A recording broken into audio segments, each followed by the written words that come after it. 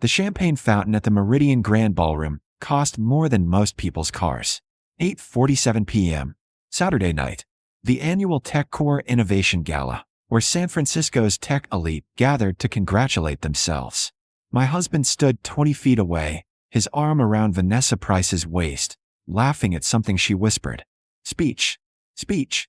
Someone started the chant. Others joined. Within seconds, the entire ballroom, 300 people in designer gowns and tailored suits, was calling for David Chen, TechCore's golden boy CEO, to take the stage. He didn't need convincing.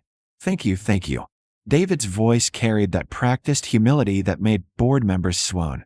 He looked good up there, tall, confident, the crystal microphone catching the light. Tonight we celebrate TechCore's best quarter yet. $93 million in revenue. Industry-leading growth. Partnerships with 7 Fortune 500 companies. Applause erupted. I stood near the back, wearing a gray dress I'd bought off a clearance rack at Nordstrom Rack. My hands gripped a champagne flute I hadn't touched. But I couldn't have done this alone. David's eyes scanned the crowd, landing deliberately on Vanessa. She wore red. Valentino. The dress probably cost what I spent on rent for a year. This success belongs to everyone who believed in the vision, who worked tirelessly, who understood what it takes to build something revolutionary. He paused. Then his gaze found me. Some people don't understand that vision. Some people are content with mediocrity, with playing it safe, with being passengers instead of drivers. His smile was ice. My wife, for instance, works at a nonprofit. Very noble, very safe. While I'm here changing the world, she's organizing charity drives. Laughter rippled through the crowd. Not cruel laughter, worse. Patronizing. Amused. Vanessa's hand touched David's arm. Possessive. Public. But tonight isn't about what divides us, David continued. It's about what unites us. Excellence. Innovation. The courage to take risks. He raised his glass. To TechCore. To the future. To those bold enough to seize it. The ballroom erupted in cheers. I set down my champagne and walked out. 4 years earlier, the coffee shop on Mission Street smelled like burnt espresso in dreams. 2:15 p.m. Tuesday. I sat across from David Chen, then a nervous programmer with a pitch deck and desperation in his eyes. I know it sounds crazy. He pushed the presentation across the sticky table. Cloud-based infrastructure for small businesses. Scalable, affordable, user-friendly. The market's ready. I just need capital. I'd seen 17 pitches that month. I was 26, working as an associate at Clearwater Ventures, learning the family business from the ground up. My father, Michael Morrison, founder and CEO, had given me a simple mandate. Find the next big thing. Your revenue projections are optimistic, I said, scanning the numbers. They're conservative. David leaned forward. Intense. Every small business needs this. They're paying enterprise prices for basic services. We undercut the competition by 40% and still maintain healthy margins. Your team? Just me right now. But I've got commitments from 2 engineers, a product designer, and a sales director. Everyone's working other jobs until we get funding. I studied him. Saw hunger. Saw intelligence. Saw something else too, a willingness to do whatever it took. Clearwater typically invests minimum $10 million. Early stage companies need. I need $3 million to launch. 5 to scale. 10 to dominate. His jaw set. Give me $3 million and 6 months. If we don't hit targets, I'll pay back every penny. That caught my attention. Personally guarantee it. Yes. 2 weeks later, Clearwater Ventures invested $3 million in TechCore for 35% equity. I joined the board as investor representative. David and I got married 8 months after that. My father didn't attend the wedding. Mixing business and personal is dangerous, Emma, he'd said. Sitting in his office overlooking the bay. You're the investor. He's the founder. What happens when those interests conflict? They won't. I believed it then. We want the same things. Do you? He'd looked at me over his reading glasses. Or does he want your money and connections? Dad, I'm not saying don't marry him. I'm saying protect yourself. Keep your Clearwater shares in a trust. Keep your investments separate. Keep something that's just yours. I'd laughed. Called him paranoid. Still signed the papers he prepared. Now, standing in the Meridian Grand lobby with my husband's mockery still echoing, I understood. My phone buzzed. Text from Marcus Webb, my former colleague who'd left Clearwater to start his own fund. Saw David's speech. You okay? I typed back. Fine. Can we meet tomorrow? My office. 10 a.m. I deleted the thread, called a car, and went home. To my apartment. Not the mansion David had purchased with TechCore success. We've been living separately for 6 months. Tonight made it permanent. The next morning, Marcus's office in Soma had the scrappy energy of a startup that was going places. Exposed brick. Standing desks. A coffee machine that actually worked. Emma Morrison. Marcus stood, smiling. Or is it Emma Chen now? Morrison. I sat across from him. I kept my name. Seemed prudent. Seems your father taught you well. He poured coffee. What brings you here? Besides your husband's very public humiliation. How much do you know about next-gen solutions? His eyebrow raised. TechCore's biggest competitor? Launched 18 months ago, growing like wildfire, stealing TechCore's market share. He set down the coffee. Why? I pulled a folder from my back. Because I want to invest. Heavily. And I want you to broker the deal anonymously. Marcus's smile grew. How heavily? 50 million. For controlling interest. He whistled low. That's not investment. That's acquisition. Exactly. I met his eyes. Can you make it untraceable? Through enough shell companies and offshore accounts? Yes. But Emma, David's going to lose his mind when NextGen overtakes TechCore. I know. I smiled. It felt sharp on my face. That's the point. Marcus leaned back in his chair, fingers steepled. You want revenge. I want justice. I opened the folder, spreading documents across his desk. TechCore's infrastructure is vulnerable. They've been cutting corners, security patches delayed, customer service outsourced to the cheapest bidder, development timelines pushed to impossible deadlines. David's chasing quarterly numbers instead of building quality. And NextGen? Better product, better team, better ethics. They just need capital to scale. I tapped the financials. With 50 million, they can undercut TechCore's pricing, poach their best engineers, and capture the market David thinks he owns. Marcus studied the papers. Your Clearwater stake in TechCore, 35%. If NextGen destroys them, you lose millions. I'll lose more staying married to a man who thinks I'm decorative. I met his gaze. Besides, Clearwater's not my only asset. My father established a personal trust when I turned 25. 200 million in various holdings. TechCore was always just one investment. Does David know about the trust? He knows I have family money. He doesn't know how much. We signed a prenup at my father's insistence, but it only covers marital assets. Everything I owned before the wedding stays mine. Marcus smiled slowly. He thinks you're the nonprofit worker who got lucky marrying him. He introduced me that way at a dinner party last month. Emma works with underprivileged youth. Very sweet. Very simple. I remembered the laughter, the pitying looks. He forgot I'm the one who gave him his first 3 million. Let's remind him. Marcus pulled out his laptop. I'll set up the shell companies today. The transaction will route through the Caymans, then Luxembourg, then back to a Delaware LLC. Nobody traces it to you. Timeline. 2 weeks to structure the deal. NextGen's founders, Sarah Kim and James Rodriguez, they'll take the meeting? They will. I'd already reached out through back channels. They know TechCore's playbook. Sarah used to work there before David fired her for not being aggressive enough. Marcus laughed. Oh, this is beautiful. You're not just investing. You're building an army of everyone David underestimated. Exactly. 3 weeks later, the NextGen office in Palo Alto was everything TechCore pretended to be. Collaborative workspace. Engineers actually smiling. A product roadmap that prioritized user experience over profit margins. Sarah Kim, 34, former TechCore senior engineer, now NextGen CTO, walked me through their latest build. This is the security framework David said was unnecessary overhead. She pulled up code on the screen. End-to-end encryption, automatic patch deployment, redundant backups. It costs more upfront, but saves millions in breach prevention.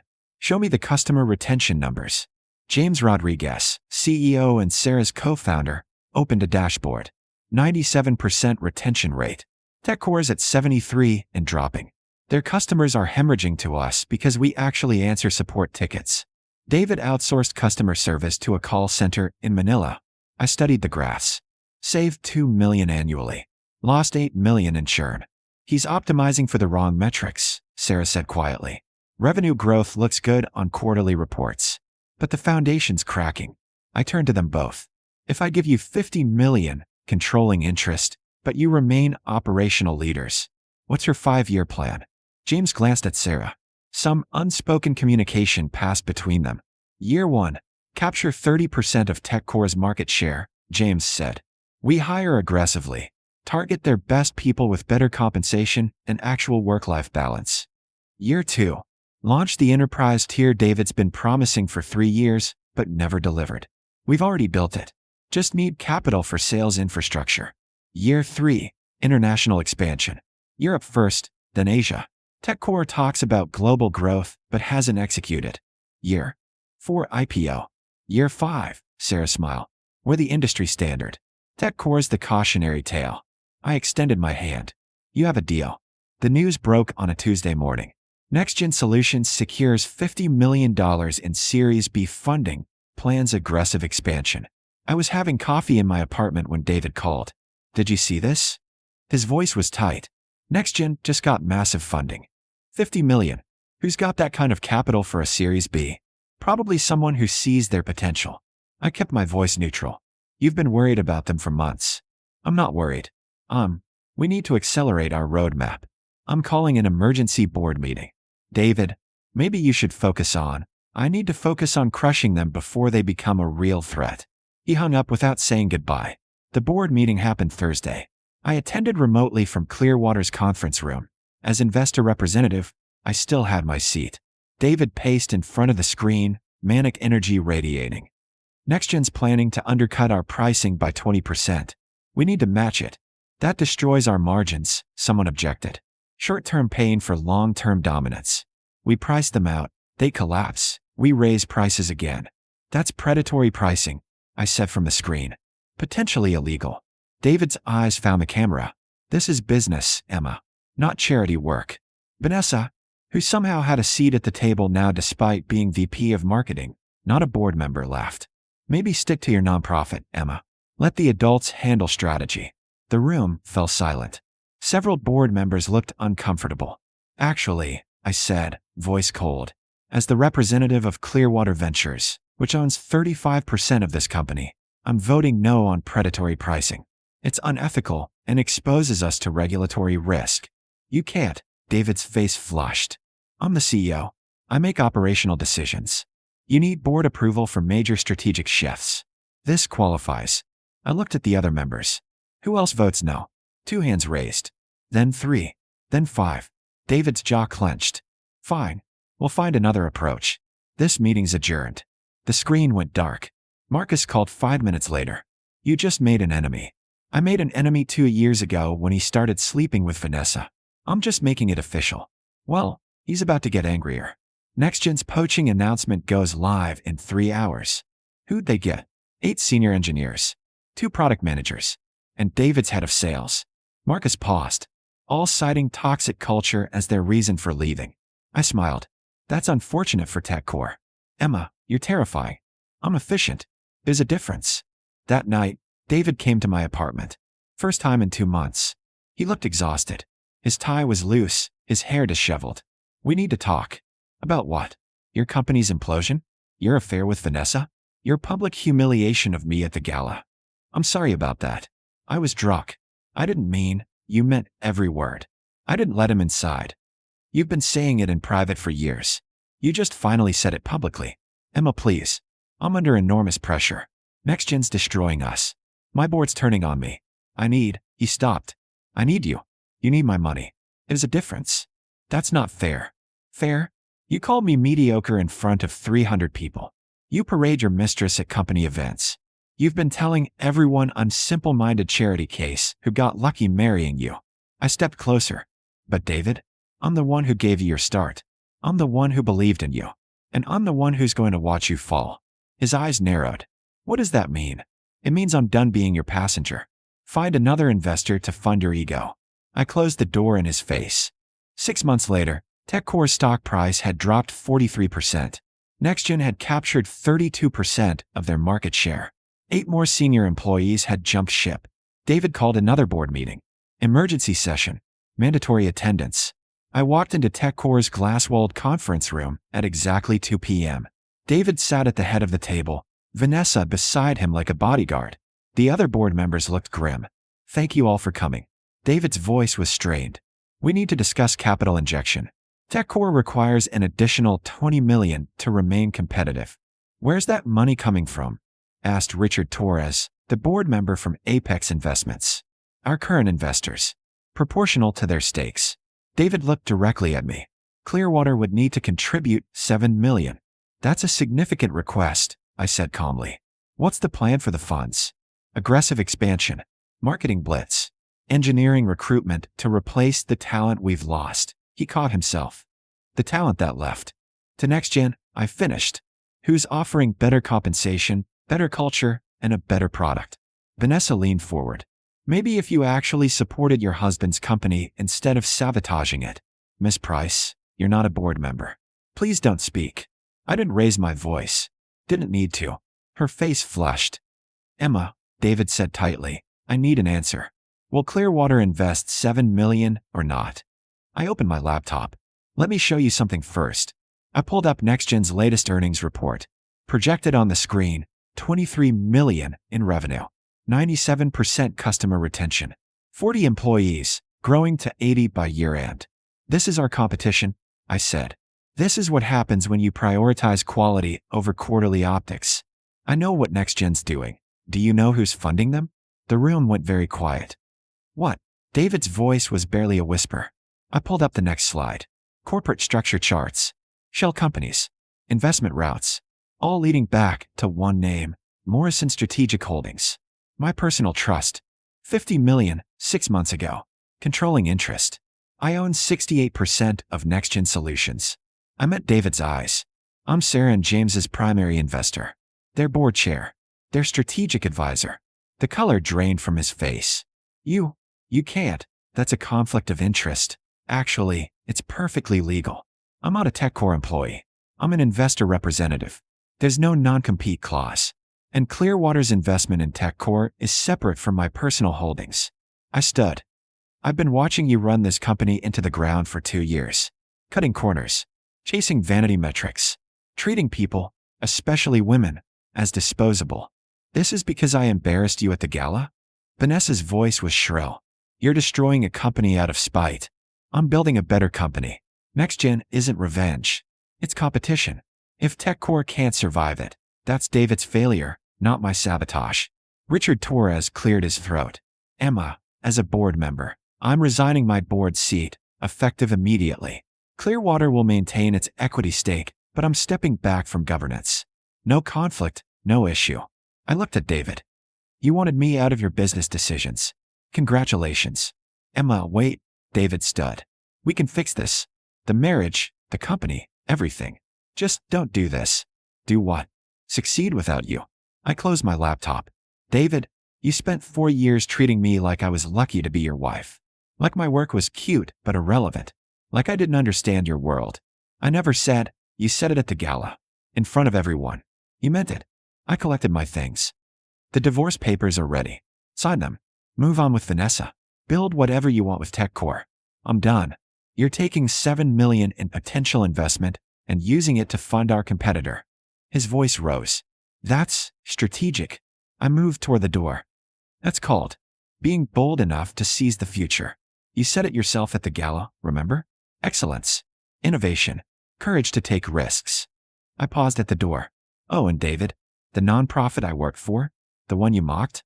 It's called the Morrison Foundation, my family's philanthropic arm. We've donated $200 million to education and youth programs in the last 5 years. I smiled. I'm the executive director. I do it because I care, not because I need the money. Vanessa's mouth fell open. Good luck with your capital raise. I hear venture funding's tight right now. I left the door open behind me. 18 months later, the Tech World Conference in Las Vegas was where the industry went to see and be seen. NextGen had a keynote slot. 10 a.m. Main stage. 5,000 attendees. Sarah Kim stood at the podium, confident and brilliant. NextGen Solutions is proud to announce our Series C funding. $120 million, led by Morrison Strategic Holdings and Clearwater Ventures. My father sat beside me in the front row. He'd flown in from New York specifically for this. Strategic partnerships with Microsoft, Google, and Amazon, Sarah continued.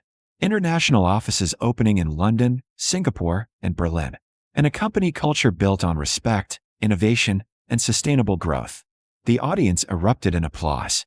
I also want to thank our board chair, Emma Morrison. Sarah looked directly at me. 4 years ago, she took a chance on a struggling programmer with a dream.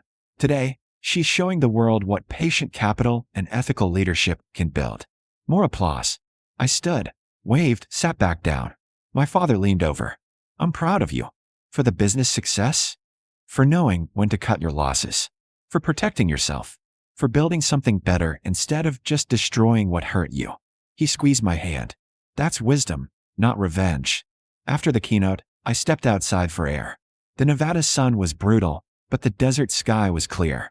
My phone buzzed. Unknown number. Emma Morrison. It's David. His voice was hollow. I saw the announcement. Congratulations. Silence stretched between us. TechCore is filing for bankruptcy next month, he said finally. Vanessa left me. The board voted me out. I'm sorry. For everything. I'm sorry too. I said and meant it. I'm sorry you couldn't see what you had.